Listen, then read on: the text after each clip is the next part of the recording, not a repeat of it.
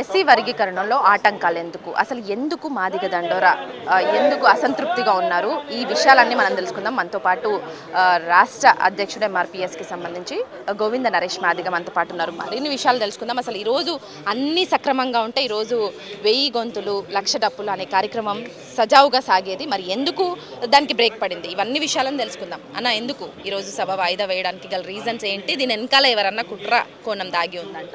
ఇందులో కుట్రలు కుతంత్రాలు ఏం లేవు. మేము 1,00,000 డప్పుల 1000 గొంతుల కార్యక్రమాన్ని వాయిదా వేయడం వెనుక మా జాతీయ ఆకాంక్ష ఎస్సీ వర్గీకరణను అమల్లో తీసుకురావడానికి రేవంత్ రెడ్డి ప్రభుత్వం శాసనసభలో ఆమోదం తెలిపిన నేపథ్యంలో వాళ్ళు వర్గీకరణ చేస్తున్నాం కాబట్టి ర్యాలీ ఈ ప్రదర్శన అవసరం లేదని మరి వారు భావించలేం లేదో మా కార్యక్రమానికి అనుమతి నిరాకరించిన నేపథ్యంలో మా డిమాండ్ అయిన వర్గీకరణ చేయడానికి ప్రభుత్వం ముందుకు వచ్చింది కాబట్టి ఆ ప్రభుత్వం చేస్తున్న నిర్ణయాన్ని స్వాగతిస్తూ మా అధినేత 1,00,000 డప్పులు 1000 గొంతులు అనే కార్యక్రమాన్ని వాయిదా వేయడం జరిగింది. ఇది మొదటి అంశం. రెండవది ఏంటంటే రేవంత్ రెడ్డి ప్రభుత్వం శాసనసభలో ఎస్సీ వర్గీకరణ ఆమోదించడాన్ని, ఎస్సీ వర్గీకరణ చేయడానికి ముందుకు రావడానికి మేము స్వాగతిస్తున్నాం. అయితే ఇందులో చిన్న లోపాలు జరిగినాయి. ఆ లోపాలను సవరించాలని మేము రేవంత్ రెడ్డి గారికి విజ్ఞప్తి చేస్తున్నాం. రిజర్వేషన్ల కేటాయింపులో కానీ, కులాల చేర్పుల మార్పులో కానీ ఆ రెండింటల్లో మాదిగ జాతికి తీవ్ర అన్యాయం జరిగింది, ఉపకులాలకు తీవ్ర అన్యాయం జరిగింది.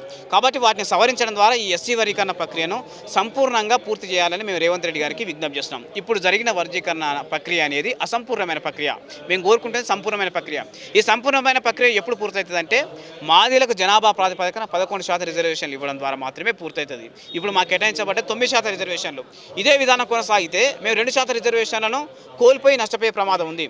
2% రిజర్వేషన్ కోల్పోవడం అంటే మరి 1,500 ఉద్యోగాలు వచ్చిన దగ్గర మాకు తీవ్ర నష్టం జరిగినట్టు, 10,000 ఉద్యోగాలు వచ్చిన దగ్గర మాకు తీవ్ర నష్టం జరుగుతుంది. కాబట్టి ఈ విషయాలన్నీ పరిగణన తీసుకొని రేవంత్ రెడ్డి ప్రభుత్వం తగు న్యాయం జరిగే విధంగా, సంపూర్ణంగా వర్గీకరణ ఆకాంక్ష నెరవేర్చే విధంగా నిర్ణయం తీసుకోవాలని, ఇప్పటికీ వర్గీకరణ చట్టరూపం దాల్చలేదు కాబట్టి మాకు 11% రిజర్వేషన్ కేటాయిస్తూ చట్టం చేయాలని మేము విజ్ఞప్తి చేస్తున్నాం. చట్టం చేయడంలో ప్రభుత్వం ఎందుకు వెనుకడిగేస్తుంది అనుకుంటున్నారు?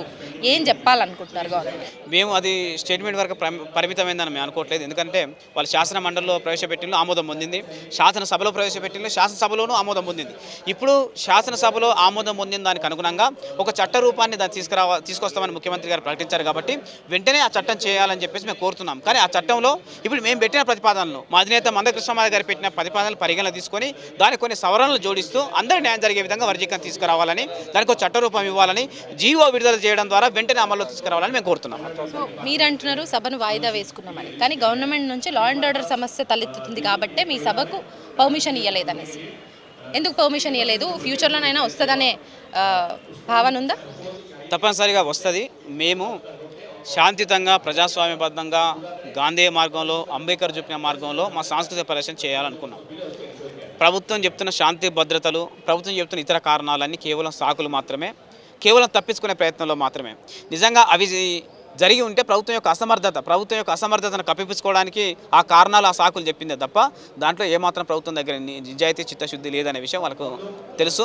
లక్షలాది మంది ప్రజలు ప్రతి గ్రామం నుండి స్వచ్ఛందంగా తరలి వస్తారనే సమాచారం ప్రభుత్వానికి ఉంది. కాబట్టి వీరి ఆవేదన నెరవేర్చకపోతే ప్రభుత్వానికి ఇబ్బందులు అయితేనే ఒక ఉద్దేశాన్ని వాళ్ళు అర్థం చేసుకొని, మాదిగ గుండెల్లో రగులుతున్న ఆవేదన అర్థం చేసుకొని వర్గీకరణ చేయాలని వాళ్ళు నిర్ణయించుకున్నారు. ఆ వర్గీకరణ చేయడానికి నిర్ణయించుకున్నారు కాబట్టి శాసనసభలో వాళ్ళు ఆమోదం తెలిపిండ్రు. సో ఇప్పుడు శాసనసభలో ఆమోదం పొందుతున్న క్రమంలో 2% రిజర్వేషన్ కలిపి 11% రిజర్వేషన్లు ఇచ్చి దీన్ని న్యాయమైన ముగింపు ఇవ్వాలి. ఇప్పుడు మాకు 2% రిజర్వేషన్లు కల్పించి 11% రిజర్వేషన్లు ఇవ్వాలనే ఒక న్యాయమైన ప్రతిపాదన ప్రభుత్వం దృష్టికి మా అధినేత మందకృష్ణమాది గారు ఇప్పటికే బహిరంగంగా తీసుకురావడం జరిగింది. దాన్ని పరిశీలించి వాళ్ళు న్యాయం చేస్తారని మేము ఆశాభావం వ్యక్తం చేస్తున్నాం.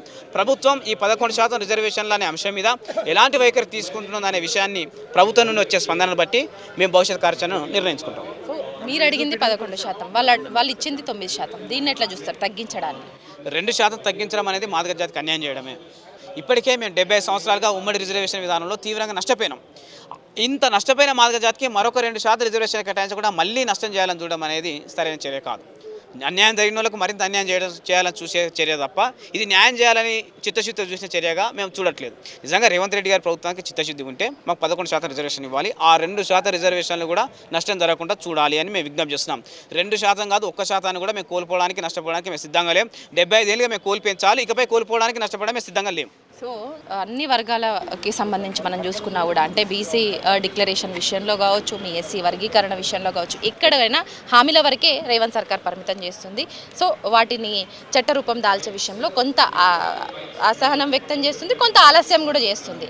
సో దీని విషయంలో మీ భవిష్యత్తు కార్యాచరణ ఎట్లా ఉంటుంది ఏంటి? ప్రస్తుతానికి వారు చేసిన కులగణనలో సమూహాల వారీగా బీసీ, ఎస్సీ, ఎస్టీ, ఓసీల యొక్క జనాభా లెక్కలను వాళ్ళు బయటపెట్టడం జరిగింది.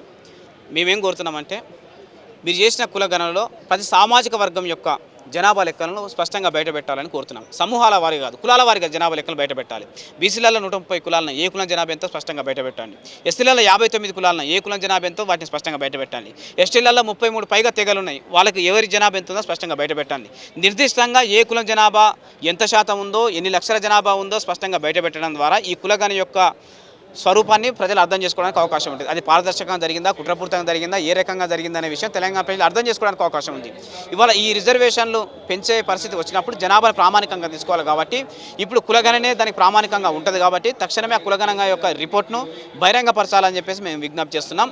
ఆ కులగణ యొక్క రిపోర్ట్ వచ్చిన తర్వాత బీసీ, ఎస్సీ, ఎస్టీ సమస్యల మీద ఏ విధంగా ముందుకెళ్లాలనే విషయం మీద మా అధినేత మందకృష్ణ మాదిగ గారు చర్చించి ఒక తగు నిర్ణయాన్ని భవిష్యత్తులో ప్రకటిస్తారు. మొత్తానికైతే ఎస్సీ వర్గీకరణ అనేది అసంతృప్తిగానే జరిగింది. సంతృప్తిగా జరగాల్సిన అవసరం ఉంది. లేదంటే ఇప్పటి వరకు అన్యాయం చేసింది చాలు, ఇప్పుడైనా న్యాయం చేయాల్సిన అవసరం రేవంత్ సర్కార్పై ఎంతైనా ఉంది.